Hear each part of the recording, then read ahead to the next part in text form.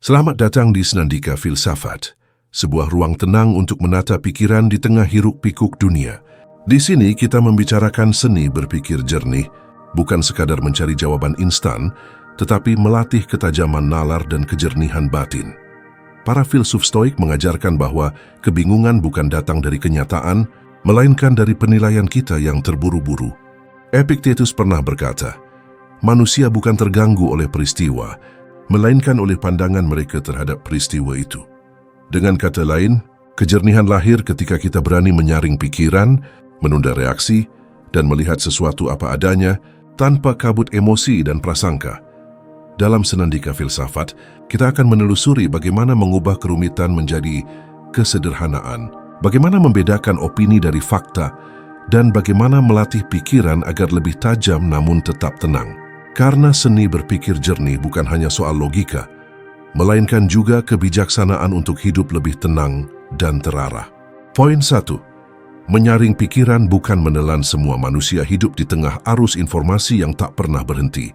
Setiap hari kita disuguhi ribuan kata, jutaan pendapat, dan berbagai macam penilaian tentang bagaimana seharusnya kita berpikir, merasa, atau bertindak. Dunia modern, dengan segala kecepatan dan kebisingannya, menjadikan pikiran kita ladang terbuka yang rentan diserbu apa saja. Jika kita tidak hati-hati, maka apapun yang lewat akan kita telan bulat-bulat, tanpa saringan, tanpa pertimbangan. Dan ketika itu terjadi, kita bukan lagi pemilik pikiran kita sendiri. Kita hanyalah gema dari suara orang lain. Stoikisme mengingatkan kita untuk berhenti sejenak dan bertanya, apakah setiap ide pantas kita serap? Epictetus pernah menegaskan bahwa sumber penderitaan manusia bukanlah realitas, melainkan opini tentang realitas. Itu artinya, kita harus belajar menyaring agar tidak semua hal yang masuk ke dalam benak serta-merta kita terima sebagai kebenaran. Menyaring pikiran adalah seni. Sama seperti seorang penenun yang hanya memilih benang terbaik untuk menghasilkan kain berkualitas, demikian pula kita harus memilih pikiran mana yang layak tinggal dalam benak. Tidak semua kabar layak dipercaya, tidak semua opini layak diikuti, dan tidak semua kata layak disimpan. Banyak pikiran yang masuk hanyalah reaksi sesaat orang lain, lahir dari emosi mereka, bukan dari kebijaksanaan. Jika kita menelan semuanya tanpa filter, kita akan mudah terseret arus emosi yang bukan milik kita. Berpikir jernih menuntut disiplin untuk menjadi penjaga pintu pikiran. Kita boleh mendengar banyak hal, tetapi tidak wajib mempercayai semuanya. Kita boleh menerima informasi, tetapi tetap berhak memutuskan apakah ia akan menjadi bagian dari sistem keyakinan kita. Marcus Aurelius dalam renungan pribadinya menulis bahwa jiwa manusia memiliki kekuatan untuk tetap tenang jika ia mampu menjaga penilaiannya sendiri. Dengan kata lain, pikiran yang jernih tidak tunduk pada suara mayoritas, tetapi pada pertimbangan nalar yang matang. Namun, menyaring pikiran bukan berarti menutup diri dari dunia. Kita tidak sedang membangun benteng yang menolak semua hal dari luar. Justru sebaliknya, kita membuka diri untuk mendengar, tetapi dengan kesadaran penuh bahwa tidak semua yang masuk harus diterima. Kita belajar memisahkan apa yang berguna dari apa yang meracuni, mana yang menguatkan dari mana yang melemahkan. Inilah kebijaksanaan praktis, bukan menolak melainkan memilih. Di era media sosial, tantangan ini semakin besar. Kita mudah terombang-ambing oleh tren, opini, dan sensasi yang berganti setiap jam. Tanpa saringan, kita akan mendapati pikiran kita penuh dengan kebingungan, keraguan, bahkan kecemasan yang sebenarnya bukan milik kita. Kita marah karena orang lain marah. Kita takut karena orang lain panik. Kita merasa tidak cukup hanya karena membandingkan diri dengan tampilan palsu orang lain. Semua itu terjadi karena kita tidak menguasai pintu masuk pikiran kita. Maka, seni menyaring pikiran menuntut latihan. Latihan untuk berhenti sejenak sebelum percaya. Latihan untuk bertanya, apakah ini fakta atau hanya opini? Apakah ini berguna atau hanya menguras tenaga? Apakah ini sesuai dengan nilai yang saya yakini? Atau hanya kebisingan yang menyesatkan? Dengan pertanyaan-pertanyaan sederhana itu, kita menjaga agar pikiran tetap jernih, tidak tercemar oleh hal yang tak perlu. Filsafat Stoik bukan hanya teori untuk direnungkan, tetapi juga alat praktis untuk menjaga kejernihan. Kita bisa melatihnya setiap hari dengan cara sederhana, membaca dengan kritis, mendengar dengan tenang dan tidak terburu-buru bereaksi. Karena semakin cepat kita menelan setiap hal yang datang, semakin besar risiko kita keracunan oleh pikiran yang tidak sehat. Pada akhirnya, menyaring pikiran adalah tanggung jawab pribadi. Dunia akan terus berbicara, orang akan terus berpendapat, informasi akan terus mengalir. Kita tidak bisa menghentikan itu semua. Namun kita selalu bisa memilih apa yang masuk ke dalam diri. Sebagaimana tubuh yang sehat lahir dari makanan yang dipilih dengan baik, demikian pula pikiran yang jernih lahir dari ide-ide yang kita pilih dengan bijak. Jangan biarkan pikiran kita menjadi tempat sampah yang menampung segalanya.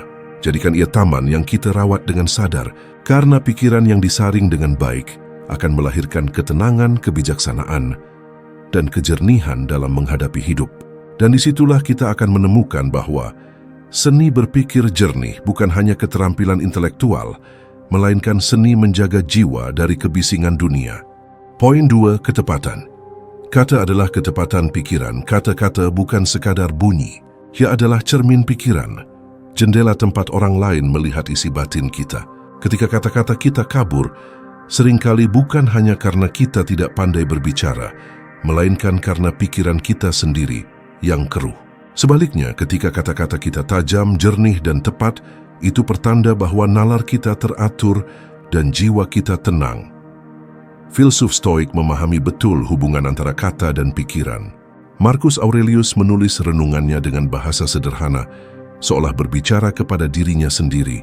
Ia tidak mencari keindahan retorika, melainkan kejernihan makna. Karena ia tahu, bahasa yang berlebihan sering menutupi inti, sementara bahasa yang sederhana justru menyingkapkan kebenaran. Ketepatan kata adalah bentuk disiplin pikiran. Ia mengajarkan kita untuk tidak berlebihan, tidak menyembunyikan makna dalam hiasan retorika yang kosong. Epictetus pernah mengingatkan murid-muridnya agar berhati-hati dengan bahasa. Sebab apa? Jika kita tidak mampu menyampaikan sesuatu dengan jelas, itu berarti kita sendiri belum memahaminya dengan baik. Kata yang kabur hanya akan melahirkan pikiran yang kabur pula. Namun, ketepatan kata tidak hanya soal logika atau tata bahasa, yaitu juga soal kejujuran. Berapa banyak dari kita yang menggunakan kata-kata untuk menyembunyikan niat? Kita mengelabui dengan basa-basi. Kita menipu dengan kata manis. Kita mengaburkan kebenaran dengan alasan yang terdengar masuk akal. Tetapi, semakin jauh kata kita dari kenyataan, semakin jauh pula pikiran kita dari kejernihan. Kata yang tidak tepat adalah beban. Ia memperkeruh hubungan, merusak kepercayaan, bahkan menipu diri sendiri. Seni berpikir jernih dalam pandangan Stoik erat kaitannya dengan kesederhanaan kata. Jangan mengatakan lebih dari yang perlu. Jangan menambah kabut pada sesuatu yang sudah jelas. Seneca pernah mengingatkan bahwa panjangnya pidato tidak menjamin kedalaman isi. Justru dalam kalimat singkat dan tepat, sebuah pikiran dapat berdiam dengan kuat. Mari kita perhatikan bagaimana dunia modern seringkali dipenuhi kata-kata yang berlebihan, slogan kosong, berita sensasional, opini yang dibungkus retorika, tetapi miskin substansi.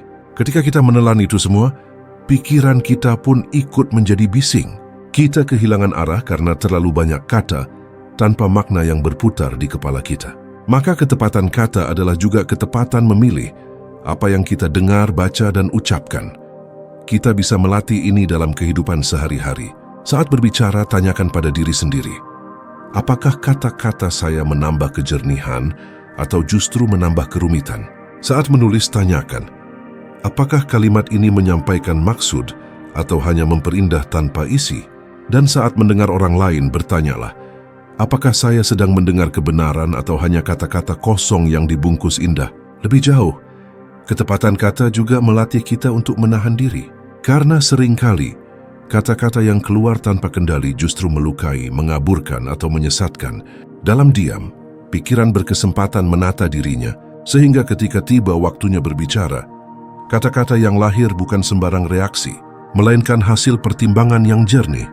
Bayangkan kata-kata sebagai panah. Panah yang dilepaskan tidak bisa ditarik kembali. Jika dilepaskan sembarangan, ia bisa melukai siapa saja, bahkan orang yang kita cintai. Tetapi jika dilepaskan dengan ketepatan, ia mengenai sasaran dengan jelas. Begitu pula dengan kata-kata. Ia bisa menjadi alat kebajikan yang meneguhkan atau menjadi senjata yang merusak.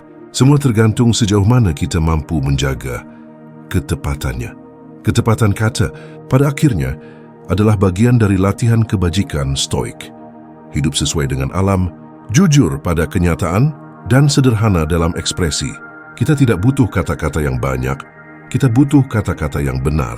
Kita tidak butuh bahasa yang rumit, kita butuh bahasa yang jelas.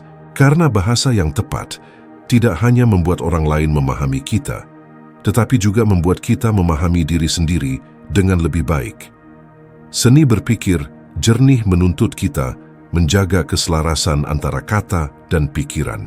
Jangan biarkan kata-kata mendahului pikiran, tetapi biarkan pikiran yang matang melahirkan kata-kata yang tepat. Karena pada akhirnya, ketepatan kata adalah ketepatan jiwa, dan dari situlah lahir kebijaksanaan yang sederhana namun mendalam. Poin 3. Kesederhanaan sebagai jalan keluar dari kerumitan. Kehidupan modern sering tampak seperti labirin tanpa ujung. Semakin kita berusaha mencari jalan keluar, semakin kita terjebak dalam keruwetan yang kita ciptakan sendiri. Kita dikelilingi oleh pilihan yang berlimpah, informasi yang berlebihan, dan tuntutan yang datang dari segala arah. Akibatnya pikiran kita menjadi kusut, batin kita tidak tenang, dan kita merasa semakin jauh dari kejelasan yang kita cari. Filsafat Stoik menawarkan sebuah jawaban yang sederhana. Kembali pada kesederhanaan. Bagi mereka, kerumitan bukanlah sifat asli kehidupan, melainkan hasil tambahan yang kita buat dengan pikiran dan keinginan yang tak terkendali. Seneca pernah menulis bahwa hidup itu singkat, tetapi kita sendiri yang membuatnya tampak sempit dengan membuang waktu pada hal-hal yang tidak perlu. Dengan kata lain, hidup sebenarnya cukup sederhana, kita yang membuatnya sulit. Kesederhanaan di sini bukan berarti kemiskinan atau keterbatasan, melainkan seni memangkas yang berlebihan.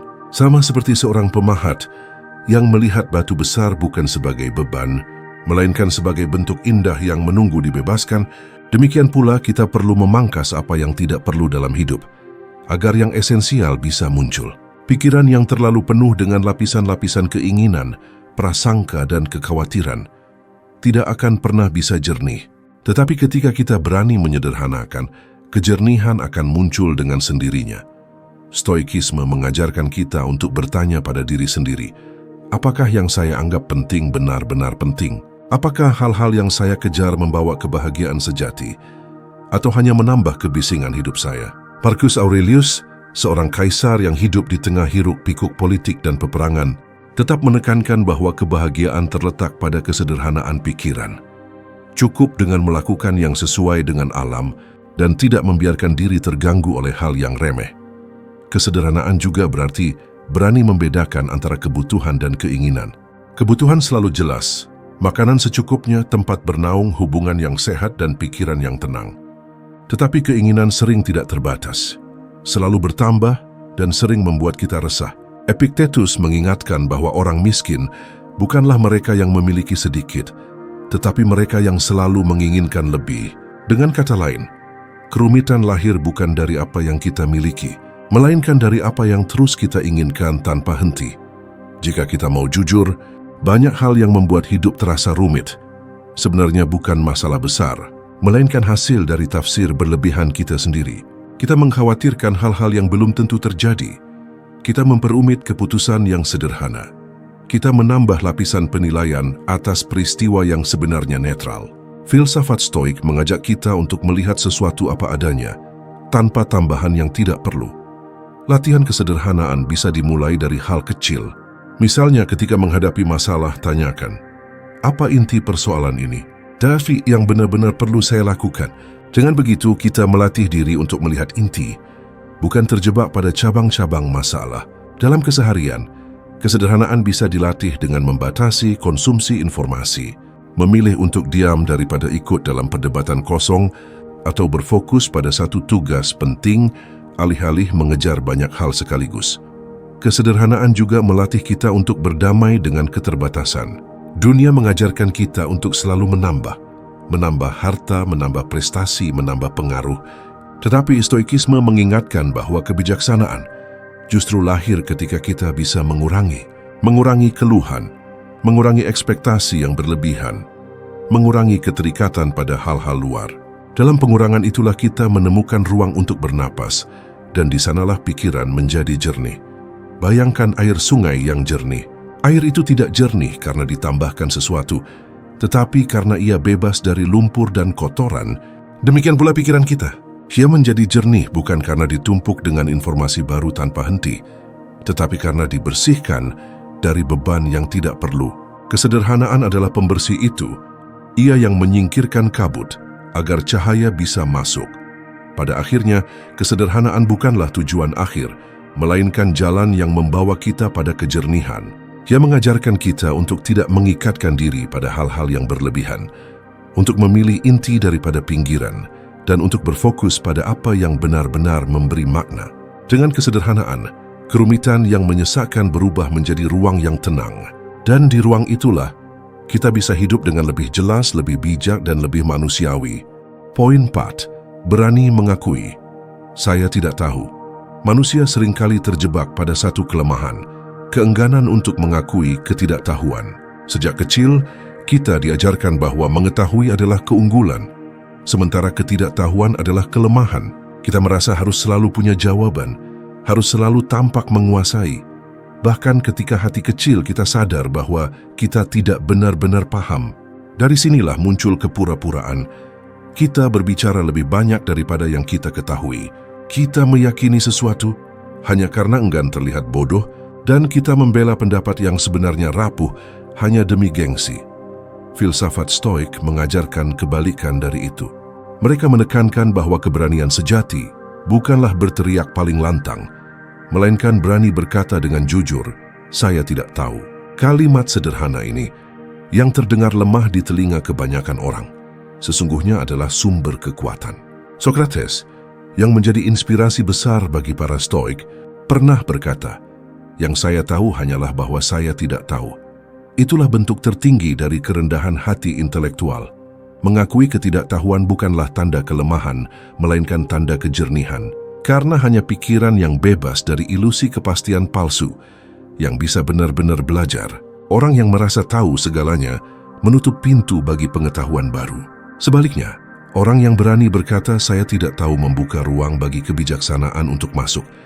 Epictetus menekankan bahwa kita harus berhati-hati dengan opini. Banyak orang dengan cepat membentuk pendapat tanpa dasar, lalu mempertahankannya mati-matian.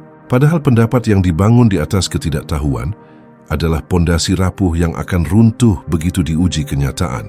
Dengan berkata saya tidak tahu, kita menunda penghakiman, kita memberi diri kita waktu untuk meneliti lebih dalam, dan kita menjaga pikiran tetap jernih dari kesombongan.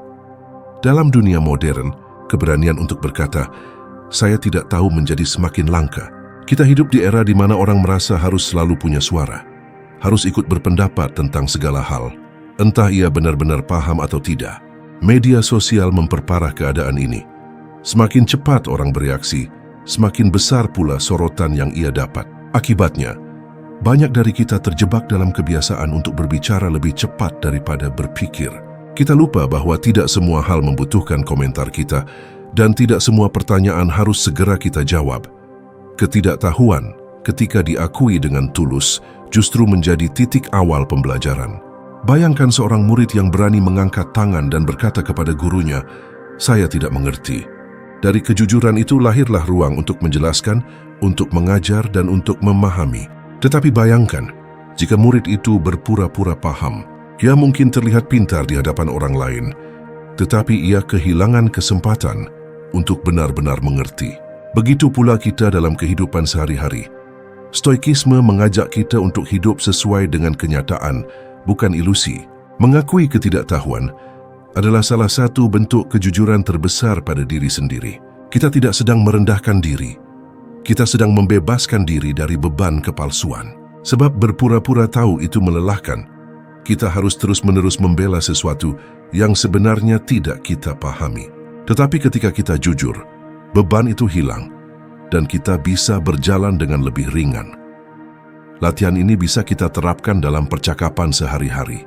Ketika ada hal yang tidak kita pahami, katakanlah dengan tenang, "Saya belum tahu tentang itu." Kalimat ini bukan akhir melainkan awal. Ia membuka pintu untuk bertanya, untuk mencari, untuk memperluas wawasan. Ia juga menunjukkan kerendahan hati, sesuatu yang semakin langka di tengah budaya, yang mendewakan kepastian palsu. Mengakui ketidaktahuan juga membantu kita melatih diam. Kadang-kadang, kebijaksanaan terbesar bukanlah menambahkan pendapat, melainkan menahan diri untuk tidak berkata apa-apa. Marcus Aurelius menulis bahwa banyak hal bisa dibiarkan tanpa komentar. Tidak semua hal harus ditanggapi. Dan tidak semua masalah harus kita pecahkan saat itu juga. Diam adalah bentuk lain dari berkata, "Saya tidak tahu," bukan karena kita menyerah, tetapi karena kita memilih menunggu waktu yang tepat untuk benar-benar memahami. Pada akhirnya, keberanian untuk berkata, "Saya tidak tahu," bukan sekadar tentang pengetahuan, tetapi tentang sikap hidup.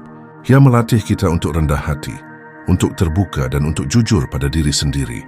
Dunia mungkin akan melihatnya sebagai kelemahan, tetapi dalam filsafat, inilah kekuatan yang sesungguhnya. Kekuatan untuk melepaskan ilusi, menerima keterbatasan, dan terus belajar tanpa henti. Karena sesungguhnya, orang yang merasa tahu segalanya berhenti tumbuh. Tetapi orang yang mengakui ketidaktahuannya, dialah yang memiliki ruang tak terbatas untuk menjadi bijaksana. Poin 5. Menunda reaksi, memberi waktu pada nalar. Seringkali yang paling cepat keluar dari diri kita adalah hal yang paling kita sesali kemudian. Manusia diciptakan dengan naluri untuk merespon segera terhadap rangsangan. Ketika diserang, kita membalas. Ketika dipuji, kita mengangguk bangga. Ketika diprovokasi, kita melawan. Namun, di balik kecepatan itu, ada harga yang harus dibayar. Hilangnya kendali atas akal sehat yang seharusnya menjadi pengemudi utama dari kehidupan kita. Menunda reaksi bukanlah kelemahan, melainkan bentuk disiplin pikiran. Ia adalah seni memberi jeda sejenak sebelum arus emosi menyeret kita ke tempat yang tidak diinginkan. Bayangkan sebuah gelas berisi air yang keruh. Bila terus diguncang, kekeruhannya hanya semakin menjadi. Tetapi bila dibiarkan diam, butir-butir kotoran akan perlahan mengendap dan air kembali jernih. Demikian pula dengan pikiran, ia perlu waktu untuk menenangkan diri sebelum dapat melihat sesuatu dengan jelas. Orang yang terburu-buru bereaksi kerap terjebak pada bias sesaat. Ia marah sebelum mengerti. Ia menolak sebelum menimbang. Ia percaya sebelum menguji. Dalam keadaan itu, ia bukan lagi manusia merdeka, melainkan budak dari dorongan instan. Sebaliknya, orang yang mampu menunda reaksinya menunjukkan bahwa ia memiliki kekuatan batin. Ia berkuasa atas dirinya sendiri, bukan dikuasai oleh keadaan. Menunda reaksi juga memberi kesempatan bagi nalar untuk masuk ke gelanggang. Nalar bekerja lambat tetapi kokoh. Ia membutuhkan ruang agar dapat memeriksa fakta, menimbang alasan, dan mempertimbangkan akibat. Dalam jeda itulah, seseorang dapat bertanya pada dirinya, apakah benar ini layak dipermasalahkan? Apakah ini menyentuh inti hidupku? Atau hanya godaan sesaat? Apakah tindakan yang akan kuambil akan membawa kebaikan atau hanya memuaskan ego sesaat? Pertanyaan-pertanyaan itu tidak akan muncul jika kita langsung melompat pada respons spontan. Perhatikan bagaimana para filsuf besar menekankan kebijaksanaan diam sebelum bertindak.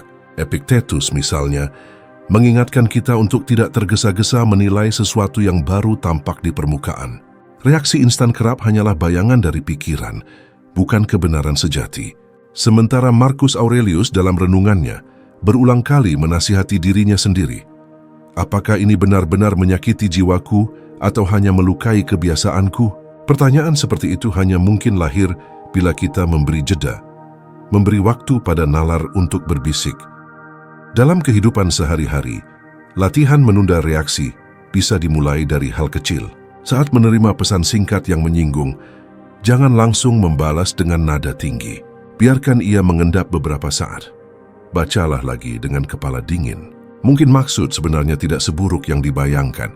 Saat mendengar kabar buruk, jangan langsung panik atau menyalahkan keadaan. Ambil napas panjang, tunda reaksi, lalu lihat dengan jernih. Apa yang sebenarnya bisa dilakukan? Menunda reaksi bukan berarti menghindari tindakan. Justru sebaliknya, ia adalah proses memilih tindakan terbaik. Orang yang bisa menunda reaksinya lebih mampu menimbang mana yang harus diabaikan, mana yang harus dihadapi dengan serius. Dunia modern yang serba cepat dan instan sering menuntut kita untuk segera merespons. Namun kebijaksanaan tidak lahir dari kecepatan, melainkan dari kejernihan. Pada akhirnya menunda reaksi adalah bentuk penghormatan pada diri sendiri, yang menunjukkan bahwa kita tidak akan membiarkan hidup kita dikendalikan oleh orang lain, oleh keadaan atau oleh emosi sesaat. Kita memilih untuk tetap menjadi penguasa bagi pikiran dan tindakan kita. Dalam jeda yang sejenak itu, kita menemukan kebebasan sejati. Kebebasan untuk tidak dikuasai oleh amarah, ketakutan atau keinginan sesaat. Maka, setiap kali dorongan spontan ingin memaksa kita bereaksi, ingatlah, diam sejenak bukanlah kelemahan melainkan kekuatan. Dalam diam itu kita memberi ruang bagi nalar untuk bekerja, dan dari situlah lahir ketenangan yang kokoh serta kebijaksanaan yang tak mudah diguncang. Poin 6. Membedakan fakta dari opini. Dalam kehidupan sehari-hari, begitu banyak informasi yang berhamburan ke hadapan kita. Dari berita, percakapan, media sosial, hingga bisikan-bisikan kecil dalam hati kita sendiri. Namun satu hal yang kerap luput dari perhatian adalah kemampuan untuk membedakan mana yang benar-benar fakta dan mana yang hanya sekadar opini. Kemampuan ini sesungguhnya adalah inti dari berpikir jernih. Fakta adalah sesuatu yang berdiri sendiri, terlepas dari penilaian kita. Ia tetap apa adanya, baik kita setuju maupun tidak, suka atau tidak suka. Opini sebaliknya adalah interpretasi kita atas fakta itu. Warna yang kita berikan, sudut pandang yang kita pilih, atau emosi yang kita sematkan. Banyak kekacauan dalam hidup lahir bukan karena fakta itu sendiri, melainkan karena opini yang kita tempelkan di atasnya. Ambil contoh sederhana, hujan turun.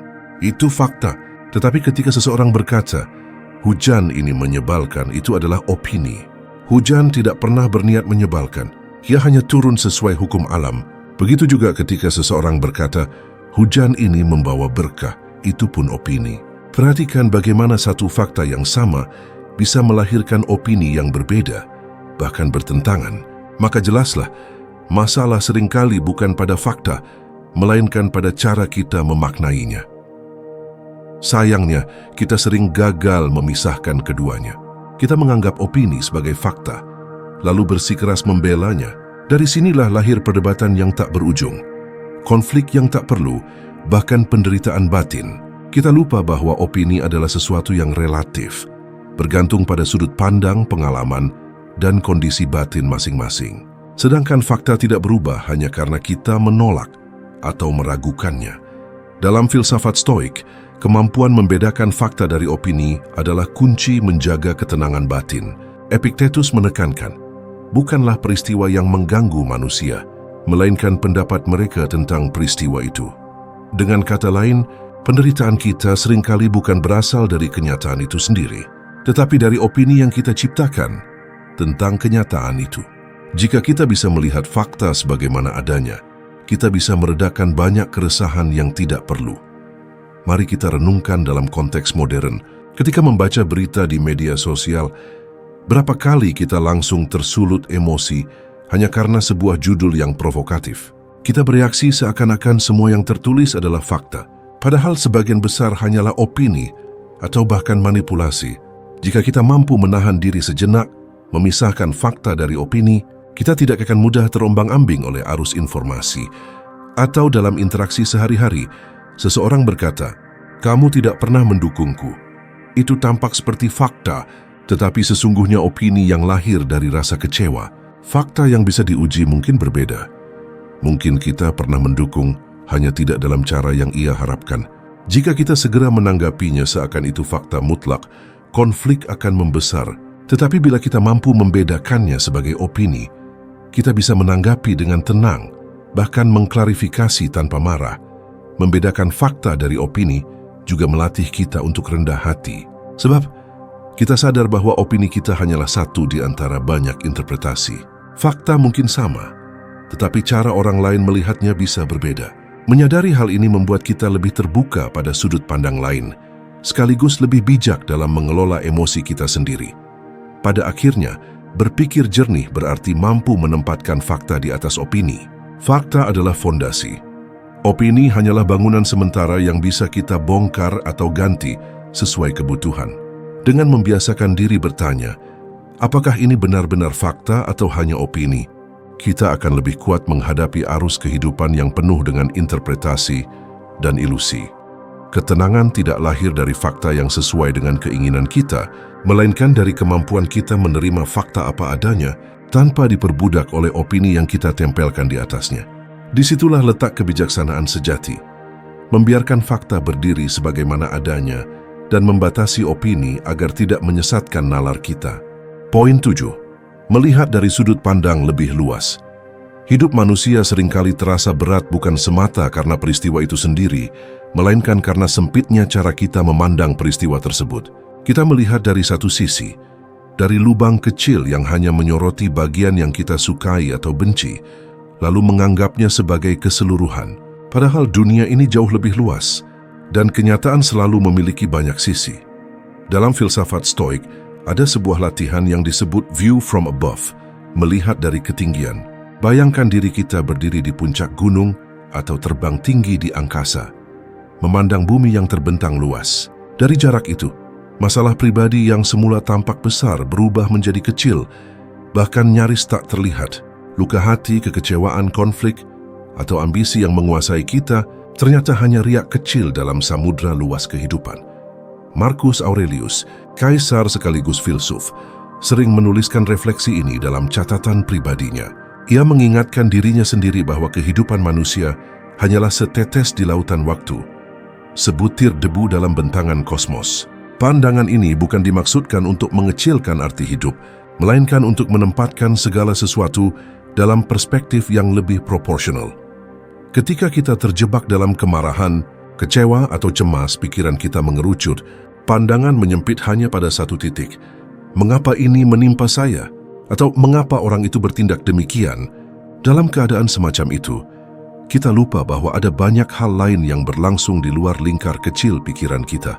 Dengan membuka pandangan lebih luas, kita menemukan bahwa penderitaan kita bukanlah pusat alam semesta dan bahwa masih ada banyak ruang untuk menata ulang perasaan kita. Ambil contoh sederhana, seseorang kehilangan pekerjaan. Dari sudut pandang sempit, ini adalah bencana. Namun bila dilihat dari sudut pandang lebih luas, kehilangan itu bisa berarti kesempatan untuk menemukan jalan baru, memperbaiki arah hidup, atau memulai sesuatu yang sebelumnya tak pernah terpikirkan. Faktanya tetap sama, pekerjaan hilang, tetapi maknanya berubah ketika sudut pandang diperluas. Stoikisme mengajarkan kita untuk tidak terpaku pada hal-hal kecil yang menguasai pikiran secara berlebihan. Melihat lebih luas berarti mengingat bahwa hidup tidak berhenti pada satu kegagalan, satu kehilangan, atau satu penolakan. Ada hari esok, ada pengalaman lain, ada kemungkinan yang terbuka. Dalam skala kosmik, peristiwa yang membuat kita merasa hancur hari ini hanyalah detik kecil dalam perjalanan panjang keberadaan. Lebih jauh lagi, melihat dari sudut pandang luas juga mengajarkan kita kerendahan hati. Kita sering merasa seolah-olah dunia berputar hanya mengitari kepentingan kita. Padahal, kita hanyalah bagian kecil dari jaringan kehidupan yang jauh lebih besar. Kesadaran ini meluruhkan ego, menumbuhkan empati dan memperhalus cara kita menghadapi orang lain. Jika kita bisa melihat orang lain bukan hanya dari tindakannya yang menyakiti kita, tetapi juga dari beban dan perjalanan hidupnya, kita akan lebih mudah memaafkan dan berdamai. Berpikir jernih menuntut kemampuan ini, menolak untuk terperangkap dalam sudut pandang yang sempit dan berlatih memandang dari atas, dari jauh, dari luas. Sebab hanya dengan jarak dan keluasan pandang, kita bisa menilai sesuatu secara utuh. Hidup akan tetap menghadirkan masalah, kehilangan, atau konflik.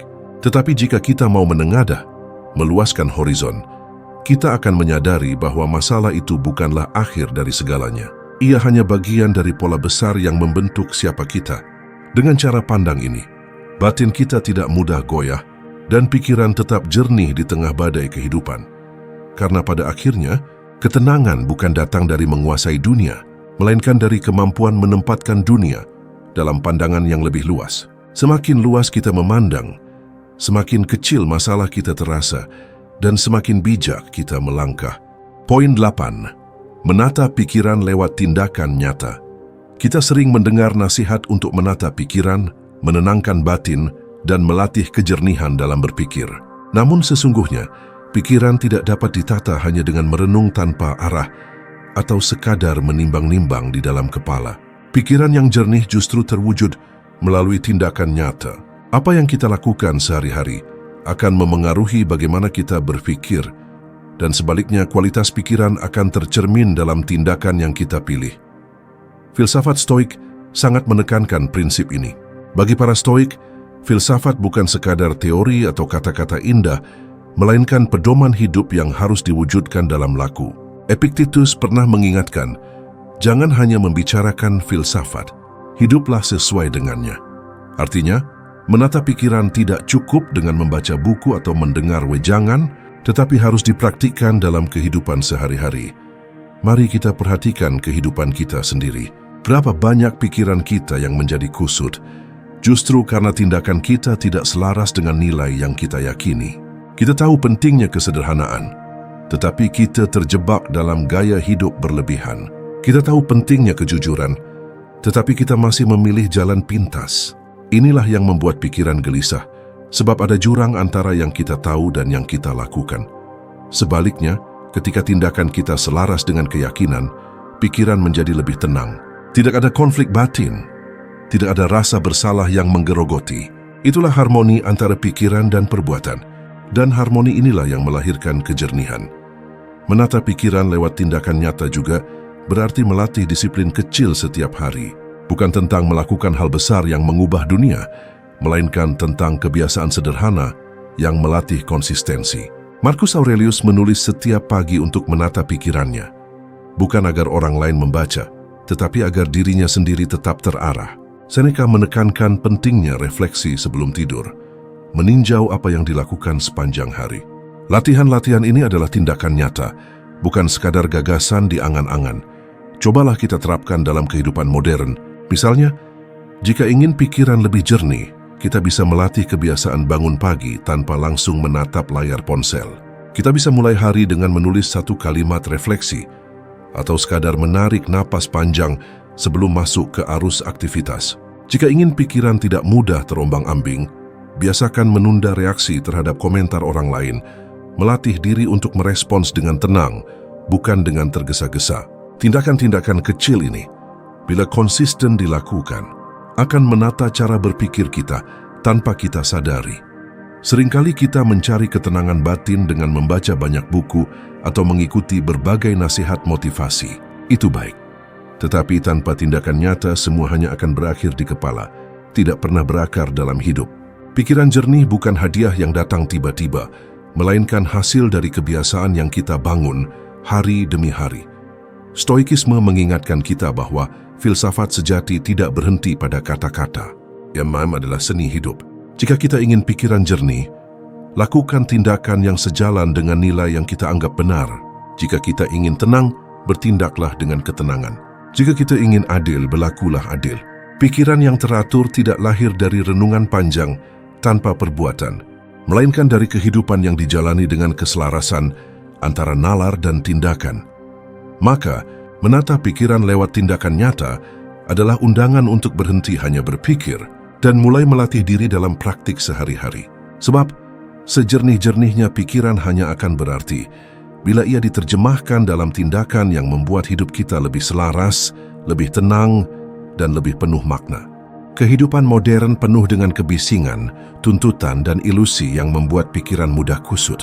Kita sering terseret arus opini, terjebak dalam kecemasan dan lupa bagaimana cara berpikir jernih.